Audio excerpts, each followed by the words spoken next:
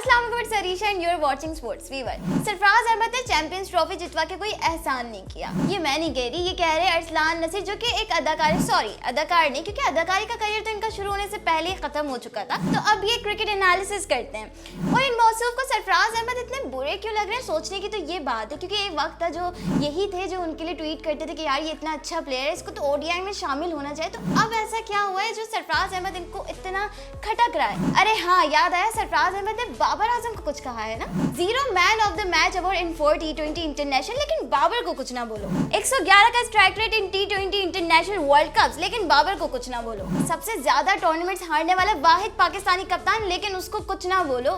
0 player of the match in winning test matches, लेकिन बाबर को कुछ ना बोलो। पूरे 9 साल के करियर में 0 प्लेयर ऑफ द सीरीज, लेकिन बाबर को कुछ नहीं कह सकते। 88 का strike rate in T20 international world cup power play, लेकिन उसको कुछ बोल नहीं सकते। लेकिन हाँ, उसको ट्रोल करो जिसने पाकिस्तान को वर्ल्ड चैंपियन बनाया। और सिर्फ एक ट्रॉफी नहीं, जब पाकिस्तान अंडर 19 भी वर्ल्ड कप जीता था ना, तो कप्तान कौन था? सरफराज अहमद। पाकिस्तान ने कोई आखिरी आईसीसी टूर्नामेंट जीता, उसमें कप्तान सरफराज अहमद। सरफराज अहमद वाहिद एशियन कप्तान जिसने इंडिया जैसी टीम को ओडीआई के फाइनल में हराया। पाकिस्तान ने सरफराज अहमद की कैप्टनसी में 11 कंसेक्यूटिव T20 इंटरनेशनल सीरीज जीती। सरफराज अहमद वो वाहिद प्लेयर जिसको बहुत कम ही मौका मिला टीम में खेलने का, लेकिन कामयाबी ज्यादा से ज्यादा देखे गए। और फिर ये मौसूफ आते हैं जो कहते हैं कि भाई क्या ही कमाल कर दे, ये ट्रॉफी तो घर ले जाए, मुझसे इतने पैसे ले लो और खुद खरीदने। भाई अगर आपके 10, 20, 100 भी अगर आपको मिला के हम बेच देंगे ना, तब भी ये चैंपियंस ट्रॉफी हमें नहीं मिलेगी। माजरत, इनके आगे तो इस चैंपियंस ट्रॉफी की कोई वैल्यू है ही नहीं। लेकिन भाई हमें बहुत फख्र है इस चैंपियंस ट्रॉफी पर, क्योंकि ये कोई हमने आखिरी आईसीसी ट्रॉफी जो जीती थी ना, वो सरफराज अहमद की वजह से ही जीती थी। हाँ, अलबत्ता अब आपके कप्तान को मौका मिला है, वो दोबारा कप्तानी करेंगे, चैंपियंस ट्रॉफी आ रही है, अगर तो वो जीत जाते तो ठीक है, हम भूल जाएंगे, लेकिन ऐसा तो होगा नहीं। गुज़िश्ता कुछ सालों में 20, 21, 22, 23, 24 world cup, test series, T20 हमने कितने ही जीते हुए मैचेस हारे हैं।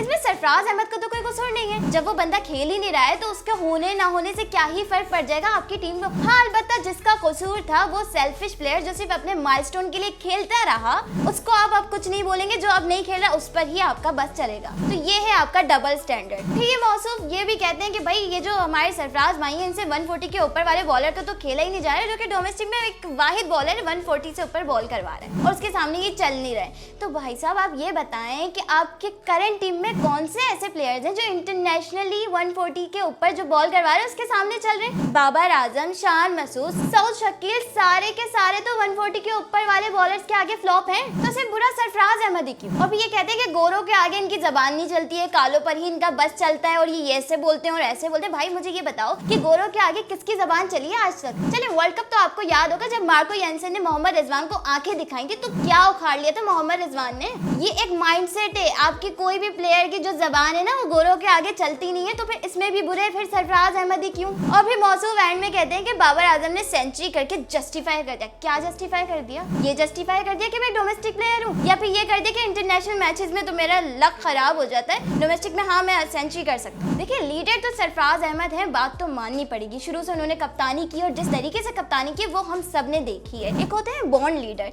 और एक होते हैं जिनको मुसल्लत किया जाता है, और वही हिसाब है आपके बाबर आजम को एक बार फिर हम पर मुसल्लत कर दिया गया है कि भाई चैंपियंस ट्रॉफी जो होने वाली है उसमें कप्तानी एक बार फिर वाइट बॉल की बाबर आजम करने वाले। सरफराज अहमद की कप्तानी में हमने हारे हुए मैचेस भी जीते हैं, उसमें फिर हमारे चैंपियंस ट्रॉफी के श्रीलंका वाला मैच हो या फिर दीगर मैचेस हो, लेकिन बाबर आजम की कप्तानी में हमने जीते हुए मैचेस भी हारे हैं, फिर भले वो यूएसए से हो। चले वो छोड़े, मुझे ये बताएं 120 पर 120 कैसे नहीं बने?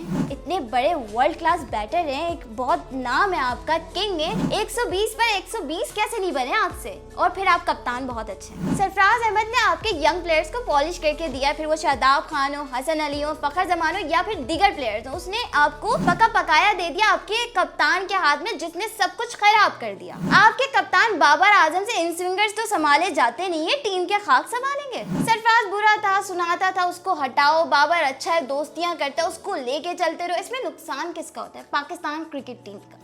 सरफराज अहमद को टीम में रखा तो जाता है लेकिन खिलाया नहीं जाता, और अगर वो डोमेस्टिक में खेल रहा है तो तब भी आप लोग को तकलीफ हो रही है। भाई साहब, उसका पूरा करियर बचा है, उसकी पूरी क्रिकेट है, अभी भी वो डोमिनेट करता है आपके बाकी प्लेयर्स को। और फिर मौसूफ अरसलान नसीर का एक तरफ तो रोना धोना खत्म नहीं होता कि भाई एक्टिंग में तो सिर्फ वही आगे जाता है जिसके अब्बा जो होते हैं वो एक्टिंग में होते हैं या तो जिसकी बड़ी बड़ी सोर्सेज होती हैं, और दूसरी तरफ यही वो एक्टर है जो बड़े बड़े अवार्ड फंक्शंस में जाके बैठा होता है, अवार्ड हासिल कर रहा होता है। तो ये जो दो नंबरी है ना, ये सिर्फ टीवी ड्रामों में ही चल सकती है, क्रिकेट तक ना लाएं इसको। और ये हराम कमाई और हलाल कमाई के बारे में बताने से बेहतर है पहले आप जाके जानिबदारी और गैर जानिबदारी का फर्क समझें और क्रिकेट एनालिसिस छोड़े वापस एक्टिंग में जाएं। सॉरी, एक्टिंग में तो अब आपको चांस ही नहीं मिलता, तो जाएंगे भी कैसे? My bad.